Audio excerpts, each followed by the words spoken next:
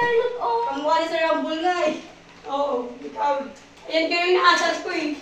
Akala ko kamukuya niya kasi magkausap sila ni Van, magkatabi pa sila, di ba? Kago to. Naging ma-issue naman na to kami. Hindi, akala ko nga, kasi kamukha niya, hawig niya eh. Sino?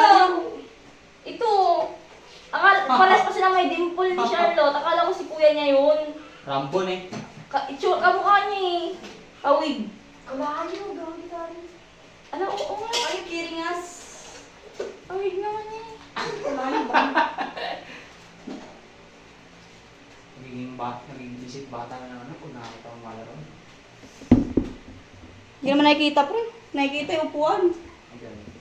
Tama, ayan yung nakikita. Buho. Tignan mo kasi, oh. Oh, yung itsura niya. Itsura ng lalaki. Wait lang. Yung itsura ng lalaki nga. Tapos, ikot lang may Charlotte, may dimple na may dimple. Ganun siya. Bala, mali.